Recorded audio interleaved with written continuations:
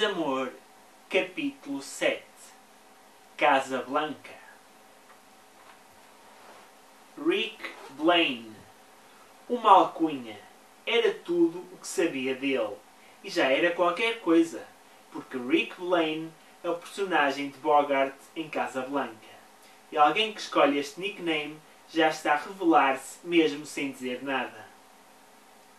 Conheci-o aos 20 anos, quando estudava no segundo ano do curso de Direito. Foi ainda no tempo do Mirk, um dos primeiros programas de conversação online muito utilizado no final dos anos 90. Eu usava o nome de Sakina e costumava frequentar uma sala de discussão de literatura, que foi onde encontrei o Rick Blaine. Já não me recordo de como é que chegámos um ao outro, mas é provável que alguém tenha metido conversa assim do nada, como era frequente. Sei que não terá sido com aquelas perguntas do estilo "de onde teclas?", que revelavam logo uma postura de engate de que eu fugia. Nas primeiras conversas, soube que o Rick Blaine não era proprietário de um bar em Casa Blanca, nem um cinquentão que vestia casaco de smoking branco com laço preto. Tinha 24 anos e trabalhava no departamento de marketing de uma multinacional de bebidas. Tal como eu, gostava de livros e de cinema, quase sempre os nossos temas de conversa. Ambos revelámos que não andávamos atrás de sexo, já que tínhamos namorados e o único interesse era o de partilhar experiências e o gosto por livros. Não entrava em nenhuma outra sala de conversação que não aquela, e o Mirk servia-me para combater a solidão que sentia, já que era filha única e à noite apetecia-me falar com outras pessoas que não os meus pais. Não foi preciso muito tempo para me tornar quase dependente das conversas com o Rick. Todas as noites, quase sempre por volta das 10 horas, lá nos encontrávamos, não apenas para falar de livros, mas tudo o resto, das nossas vidas, origens, ambições, prazeres. Nunca trocáramos uma foto, nem esse assunto fora abordado, até porque, geralmente, essa é uma das exigências de quem anda a tentar engatar nos chats, e nenhum de nós queria aparentar isso. Da primeira vez que abordámos o assunto, ambos admitimos que isso poderia retirar encanto àquelas conversas. Durante um mês, conversámos quase todos os dias. Quando entrava na sala de conversação e ele não estava lá, sentia uma tristeza inexplicável, que me perturbava de uma maneira absolutamente anormal. Não havíamos trocado números de telemóvel, por isso, nem sequer havia a possibilidade de lhe perguntar se valeria a pena esperar por ele. Esta ansiedade gerou uma inevitável curiosidade em nos conhecermos olhos nos olhos. Ainda assim, tinha receio. Nunca me havia encontrado com alguém que conhecera na internet, e o que se ouvia mais eram histórias de todos os géneros, sempre más, blind dates que acabaram mal. Mas era mais forte do que nós, como tinha algum medo, não tanto por ele que me parecia boa pessoa, sincero e sem segundas intenções, mas mais pela situação em si. Perguntei-lhe se poderíamos apenas combinar uma saída, cada um com os seus amigos, no mesmo espaço em que nos pudéssemos identificar de alguma forma. Seria engraçado, original, menos constrangedor e de certa forma romântico. E ele aceitou. O encontro ficou marcado para um bar no bairro Alto em Lisboa. Ele iria levar um amigo e eu uma amiga. O Rick disse-me que faria chegar uma flor e que eu perceberia de onde ela vinha. Cheguei ao bar com a Elsa e sentámos-nos numa mesa próxima da porta. Fiquei de frente para a sala. Olhei em redor e entre várias pessoas e grupos havia apenas um de dois rapazes. O Rick só poderia ser um dos dois. Ou então ainda não tinham chegado. De qualquer forma, fui logo tentando perceber se daquela mesa vinha algum sinal. O rapaz que estava de frente para mim aparentava ter 20 e tal anos. Vestia um casaco azul escuro com um capuz e era bonito. Cabelo castanho claro, magro. Não conseguia perceber a idade do que estava de costas, mas percebia-se que era mais gordo, parecia mais velho e tinha óculos e cabelo escuro encaracolado. Contei à Elsa o que estava a ver, mas ela não resistiu, e de forma muito pouco discreta espreitou por cima do ombro e olhou descaradamente para a mesa dos rapazes, Pareciam entretidos com a conversa deles e totalmente aliados do que se passava à volta. Fiquei com a sensação de que nem deram pela nossa chegada. Até por isso, comecei a achar que não deveriam ser eles. Eu acho que são eles. E que o rico é o gordo. Estes gajos da net são sempre gordos de óculos, comentou Elsa. Tive vontade de lhe bater. Não sejas preconceituosa. Todos os rapazes que conversam na net são feios e bexigosos. Achas mesmo isso? Nesse caso, acho que sim. Se ele fosse giro, tinha-te falado dele ou enviado uma foto. Não enviou porque nenhum de nós quis. Pois, e agora corre sério o risco de que ele seja o gordo. Sinceramente, não quero saber se é o gordo ou o magro. É-me indiferente. Quem é que estás a querer enganar? Ninguém, é o que eu sinto. Disseste ao Afonso que irias ter este encontro hoje? Achas que sim? Então estás a querer enganar alguém. Eu não estou a querer enganar, só que tenho a certeza de que ele não iria perceber. Da mesma forma que, se ao contrário, tu não compreenderias. Sim, tens razão. Provavelmente não. Ele sabe das conversas online com este Rick? Não. Como é que estão as coisas entre vocês? Não estão bem. Mas já não estão bem há algum tempo. Não tem nada a ver com os chats ou com o Rick. Mas o que é que se passa? Sinto que ambos necessitamos de coisas diferentes. Estamos juntos há 4 anos. Fomos os primeiros namorados um do outro. Já vivemos muitas fases boas, outras menos boas. Mas sinto que a relação entrou numa rotina sem graça. Ele não faz esforço nenhum para estarmos juntos, mas... Sinceramente, agora até prefiro que seja assim. Isso é o pior sinal de todos. Mas gostas dele? Gosto, mas sinto que se perdeu muita coisa pelo caminho. E não sei se isso se pode recuperar. Reparei nesta altura que o rapaz de fundo, mais magro, estava a rabiscar qualquer coisa com uma caneta. Fiquei com uma certa curiosidade em saber o que era e se teria alguma coisa a ver com o encontro. Seria ele? Entretanto, cada grupo que entrava era analisado ao pormenor por mim e pela Elsa, mas nenhum correspondia ao perfil. Ou eram demasiado velhos, ou nenhum era de apenas 2 rapazes. Talvez ele fosse mesmo um daqueles 2. Por muito que tentasse ser discreta, não deixei de ver o rapaz do casaco azul, chamou o empregado e lhe entregou a folha rabiscada. De repente, ele olhou na minha direção e eu desviei imediatamente o olhar envergonhada. Acho que são mesmo eles, e o que o rico é o mais giro, estás a ver? És uma pessoa horrível, disse a Elsa a sorrir, nitidamente entusiasmada. Segundos depois, o empregado abeirou-se de mim e entregou-me um papel. Acho que sabe o que é e de quem vem, disse-me ele, não acrescentando mais nada. Olhei para o rapaz, que voltara a conversar com um amigo como se nada se tivesse passado. Abri a folha, dobrada em 4, e vi uma flor desenhada por ele. Sorri, mostrei à Elsa. Tão querido, antes isto do que aquelas pirosas que se vendem aí na rua.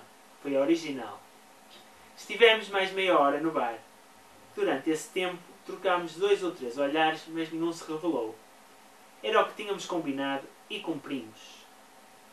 Quando cheguei a casa, deitei-me na cama e fiquei muito tempo a pensar naquele momento, a recordar as nossas conversas, no quanto me apetecia ligar-lhe e dizer-lhe que queria repetir tudo, mas agora só a 2.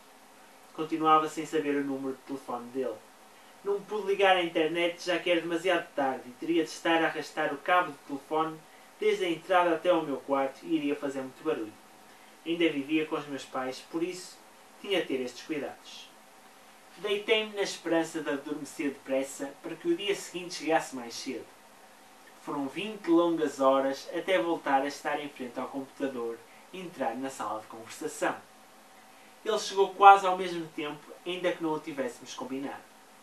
Obrigado pela minha flor, é linda. Linda não é, mas foi feita com muito sentimento. É o sentimento que torna as coisas mais bonitas do que elas às vezes são. Estarás a querer dizer que me achaste feio, mas como até me achas graça, então pareci-te um bocadinho mais bonito, é isso? Dei uma gargalhada sonora. Conversámos durante 4 horas consecutivas. Pela primeira vez trocámos números de telemóvel. Embora ambos tivéssemos admitido que não gostávamos de falar ao telefone. O melhor é mesmo falarmos pessoalmente, sugeriu-me ele. Queres tomar um pequeno almoço amanhã? Foi a primeira vez na vida que alguém me convidou para tomar um pequeno almoço. Fiquei entusiasmada, senti-me uma adolescente a quem um rapaz pergunta se quer namorar com ele. No entanto, alguns segundos depois dessa excitação, pensei no Afonso, em como ele reagiria se soubesse que me estava a encontrar com outra pessoa. Por muito que sentisse que a nossa relação não estava bem, Também não se pode dizer que fôssemos infelizes, ou que passássemos o tempo a discutir. Não. Quando estávamos juntos, as coisas corriam bem, eram confortáveis, tínhamos os nossos programas e o tempo passava. Mas o problema era mesmo esse, a falta de entusiasmo, de novidade, de paixão, que levou a que nascesse em mim uma enorme vontade de experimentar outra coisa. Aceitei. Combinámos o nosso primeiro pequeno almoço num café recatado em Telheiras. Quando cheguei, ele já lá estava. Era mesmo o rapaz giro que estivera de frente para mim no bar do Bairro Alto. Levantou-se, cumprimentou-me com 2 beijos e ficou a olhar fixamente para mim enquanto sorria. É mesmo verdade. És linda. Sabes qual é a probabilidade de uma coisa destas acontecer? Muito próxima de 0. Não há mulheres bonitas e elegantes assim na internet. São só matrafonas encalhadas. Estava a ser preconceituoso como a Elsa, mas percebi pelo tom que era apenas brincadeira. Foi um dos pequenos almoços mais longos da minha vida. Ele estava de folga, depois de ter trabalhado num evento no fim de semana, eu só tinha aulas à tarde, por isso falámos desde as 8 da manhã até quase à 1 da tarde. Foi prolongamento de todas as outras conversas, mas agora olhos nos olhos, o que fazia toda a diferença. E senti que tudo mudava no momento em que me fui embora. Bastaram-me algumas horas para começar a ter a certeza que estava apaixonada por ele. Não nos voltámos a ver durante uma semana, mas conversámos quase todos os dias. Não tive coragem de lhe dizer o que sentia por ele, mas queria muito perceber se o nosso encontro tivera com ele o mesmo efeito que comigo. E perguntei-lhe. Ele foi mais corajoso. Acho que me estou a apaixonar por ti. O que é uma chatice, respondeu-me. Senti-me a pessoa mais feliz do mundo. A sensação de nos sabermos correspondidas é única. Continuava a haver 2 sérios problemas. Ele tinha namorada e eu tinha namorado. Combinámos um novo pequeno almoço, agora às 6 da manhã, já que ele entrava às 10. Queríamos ter mais tempo para estarmos juntos. O único sítio aberto era o bar do aeroporto. Foi lá que nos encontramos por entre gente de malas feitas. Pela primeira vez, demos as mãos por cima da mesa. Ele tinha os dedos finos e compridos, umas mãos grandes e fortes. Segurou-me durante aquelas horas em que estivemos juntos. Foi-me acariciando durante a conversa, o que teve um duplo efeito, já que por um lado me fez sentir como se estivesse numa mesa de massagens, relaxando-me, revigorando-me, mas por outro lado, distraiu-me e dei por mim a apanhar frases e perguntas a meio, sem as entender, tão aliada que estava. Quando nos despedimos, trocámos um abraço forte, junto ao meu carro. Ele segurou-me as mãos e tive vontade de o beijar. Encostámo-nos, juntámos as testas e ficámos olhos nos olhos, a poucos centímetros. Vamos esperar? Perguntou-me ele. Hesitei uns segundos, não me apetecia esperar por nada, mas era o melhor. Vamos. Muitas vezes o não beijo tem mais força do que um beijo. Segura-nos durante mais tempo. Há muita gente que tem uma visão pragmática e muito pouca romântica do amor, que defende que o ponto mais alto das relações é quase sempre o primeiro beijo e que depois disso é sempre a descer. O primeiro beijo tem uma carga química elevadíssima. Diz muito sobre o que se quer, o que se é e o que se espera. Quando ele chega, começa a definir-se um caminho, a traçar-se uma rota. O nosso não chegou naquele dia, mas isso deu-nos ainda mais energia e prolongou aquele momento de excitação inicial típico de quando se começa uma relação. Entretanto, a relação com o Afonso começou a piorar. Ele percebeu a minha ausência, já que quase nunca me mostrava disponível para estar com ele. E a minha total falta de entusiasmo para com o nosso namoro. Estar com ele era muito mais que uma obrigação de comprazer. Não conseguia afastar o rico do pensamento. Recordava todos os minutos em que estivéramos juntos, as conversas. Ouvia sem parar as músicas que ele me recomendava. Lia os livros que ele dizia serem os melhores que já havia lido. Via os filmes que eram abordados por ele e que não conhecia. Naqueles meses, cresci mais culturalmente do que no resto da minha vida.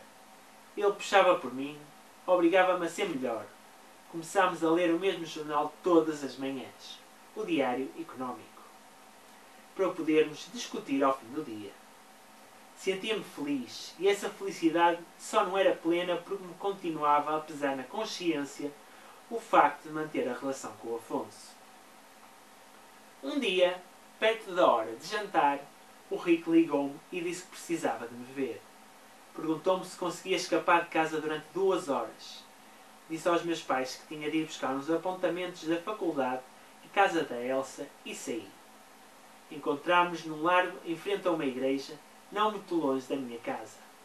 Ele entrou no meu carro e não resistimos mais. Não chegámos a trocar uma palavra.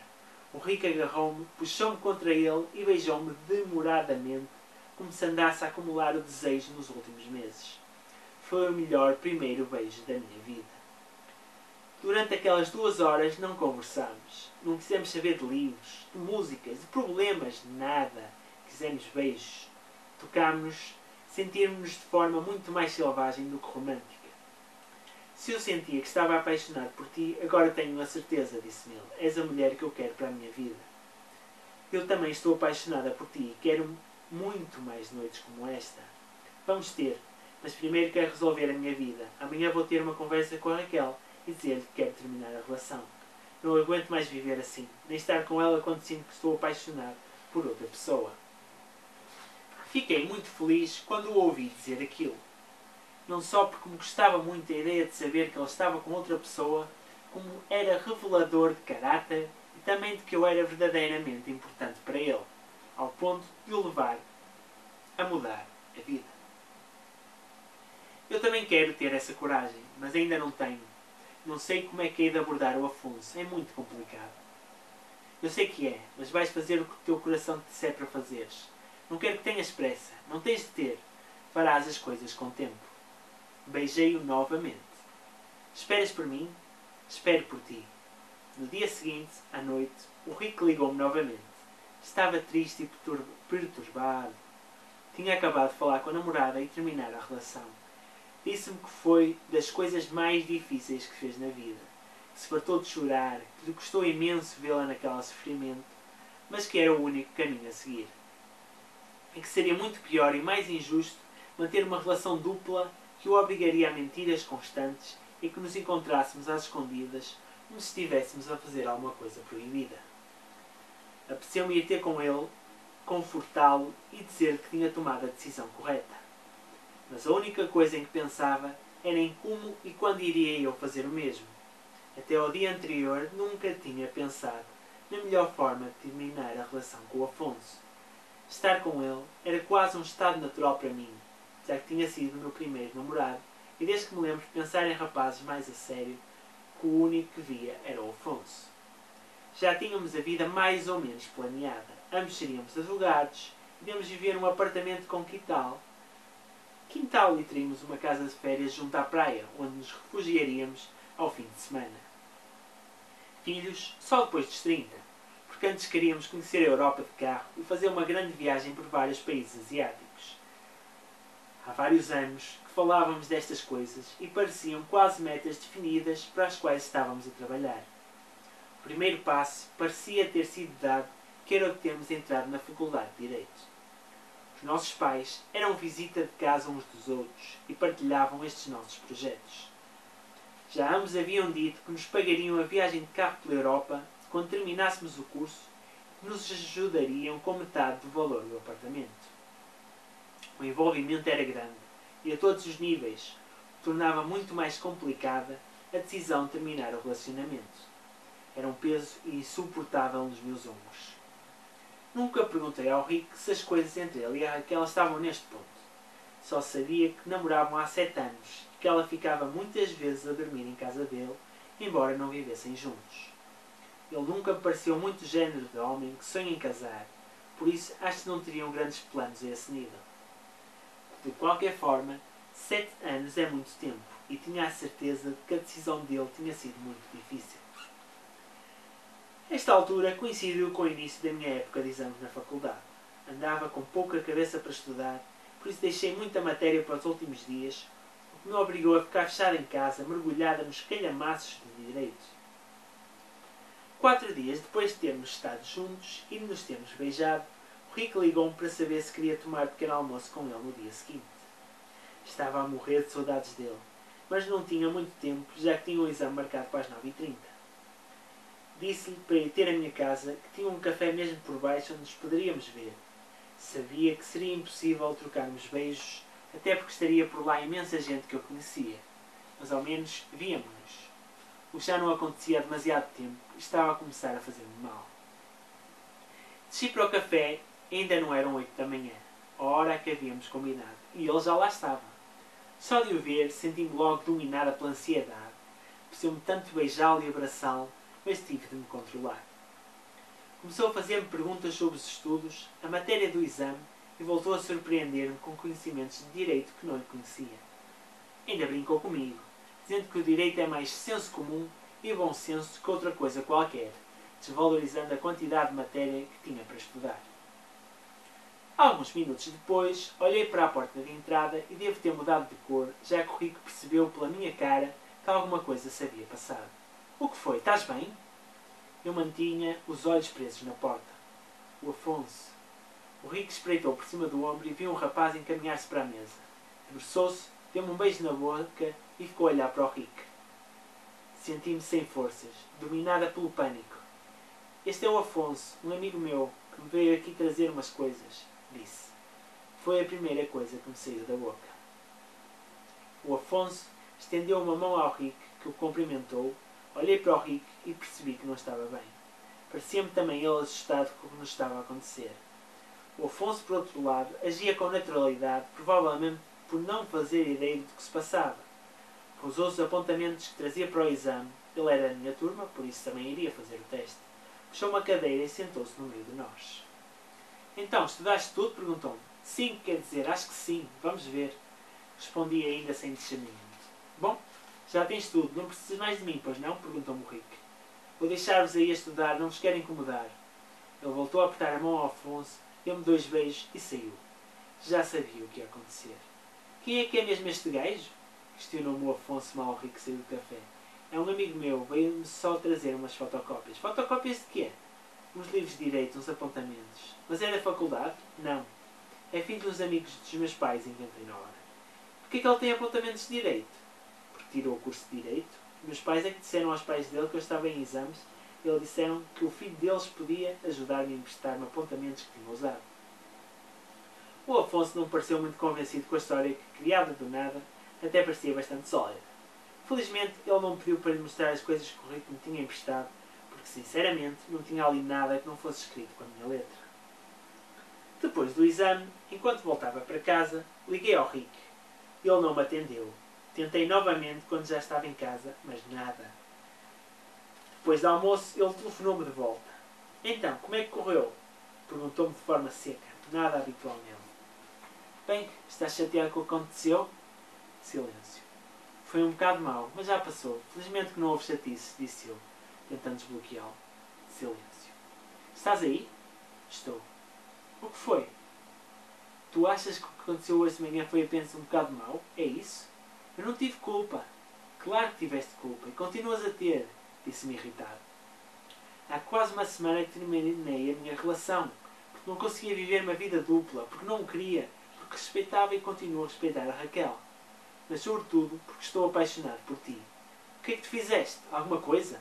O que eu vi ali naquela mesa foi um casalinho que continua na sua vidinha, como se nada fosse. Achas que isso é justo para mim? E achas que é justo para ele? Não, não acho, mas... Imaginas como é que eu me senti? Uma coisa é saber que existe outra pessoa, que estás numa relação, por muito que me digas que as coisas estão mal e que não estás apaixonada. Mas outra bem diferente é estar sentada a uma mesa com vocês. Senti-me a pior pessoa do mundo. Acho que entendes que isto se passou, mudou as coisas. Mudou o quê? A minha forma de ver tudo isto, de encarar a nossa situação.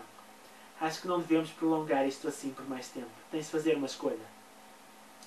Podes passar por minha casa mais logo para falarmos? Hoje saio tarde. Não consigo antes das 10 da noite. Não faz mal a hora que despachares. Vai ter a minha casa. Quando estiveres a sair do trabalho, liga-me. Eram quase 11 da noite, quando ele me telefonou.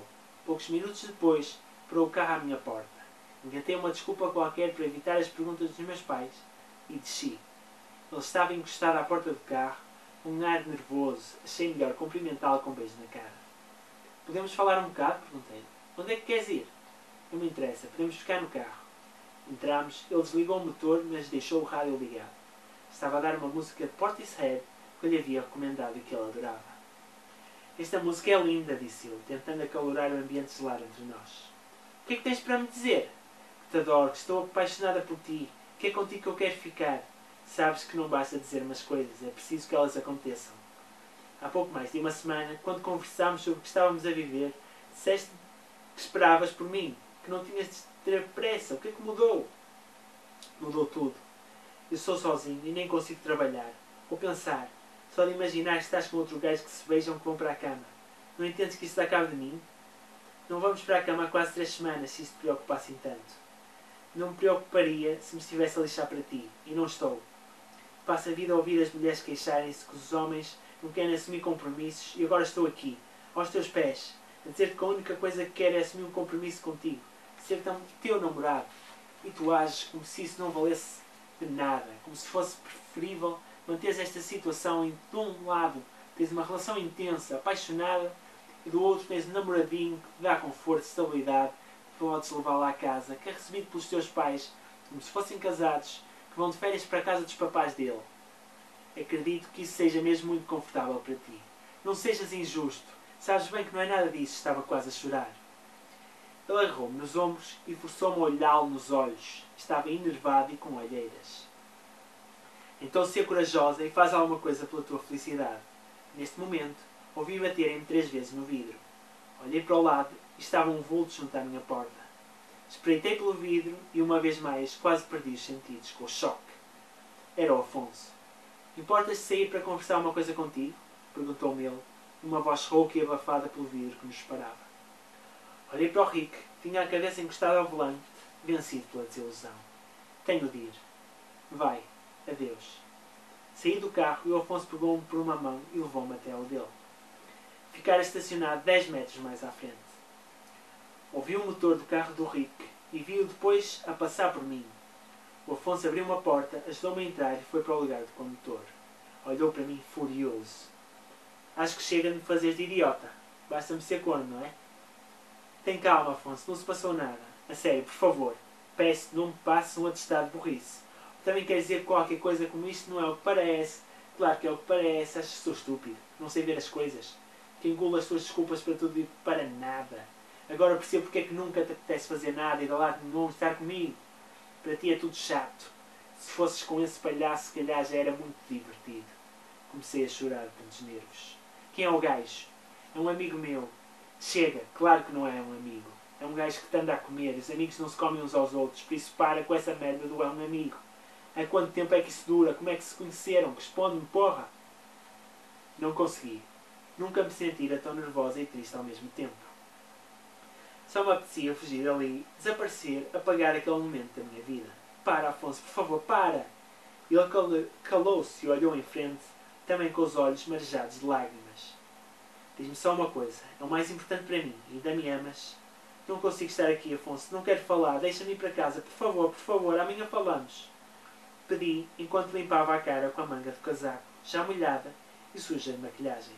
Responde-me só, é a única coisa que eu preciso saber. Sim, ainda te amo, disse-lhe, mas por pôr fim àquela conversa de porque sentisse que o amava. Então vai, amanhã falamos.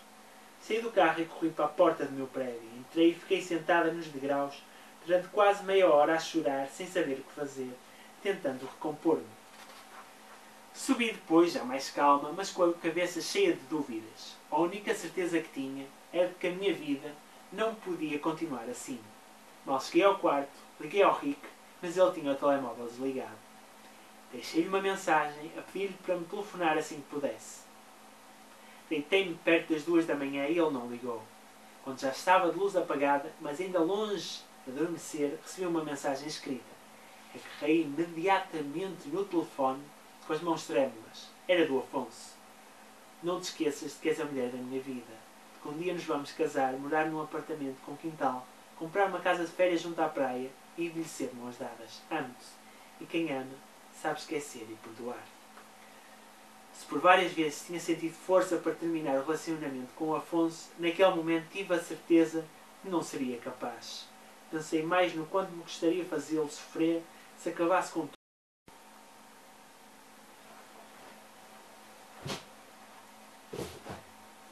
Mas dos meus meus pais, dos pais dele, dos amigos comuns, do que na minha felicidade. Não o conseguia fazer, não era suficientemente forte. Nem mesmo tudo o que sentia pelo Rick, a certeza que era o homem perfeito para mim, foi suficiente para me dar força para tomar a decisão. Por outro lado, também não tinha coragem de o dizer ao Rick. Tudo o que precisava era de tempo, porque acreditava que esse tempo levaria a fazer o que era melhor para mim. Durante 5 dias tentei contactar o Rick, que manteve sempre o telemóvel desligado. Liguei-lhe para a empresa, mas disseram-me que tinha metido uma semana de férias. Todos os dias lhe deixava 4 ou 5 mensagens de voz, até que ficou com a caixa cheia. Não sabia exatamente onde ele morava, apenas o bairro, e cheguei a andar por lá várias vezes às voltas pelos cafés a ver se o via.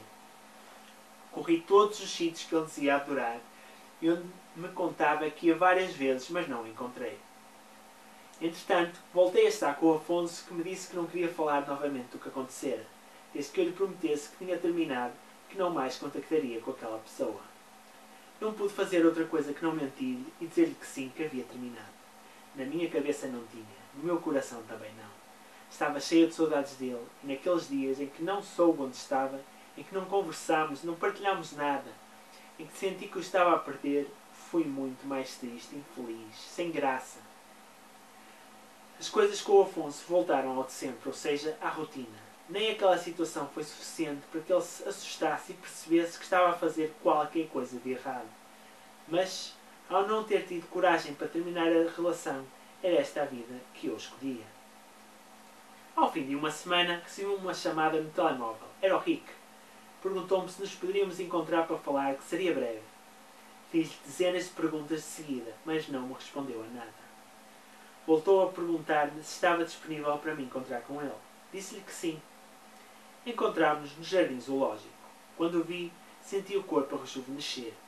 Fui invadida por uma sensação que não conseguia dominar, porque acender de chama, de alegria, de força. Só a presença dele já me fazia bem. Abracei-o com força, mas não senti reciprocidade. Ele olhou para mim e fez um sorriso triste. Só preciso que me digas uma coisa. Já tomaste uma decisão? Fixei-lhe os olhos grandes e tristes. Não lhe podia mentir, mas também não tive coragem de lhe dizer a verdade. Ainda não, mas não quero desistir de nós. Estou apaixonada por ti, quero-te muito na minha vida. Sinto que ainda temos. Foi interrompida por um abraço dele. Segurou-me durante 1 minuto. Não digas mais nada, Terino. Quando nos soltámos, voltámos a olhar-nos. Eu amo-te, mas sou fraca. Eu também te amo, mas sozinho não consigo fazer mais. E vais desistir de mim? Não, mas também não vou correr mais para ti. O que é que nos vai acontecer? Vamos ser amigos. Acreditas nisso? Sim, acho que este é o início de uma bela amizade. Virou-me costas e desapareceu. Para sempre.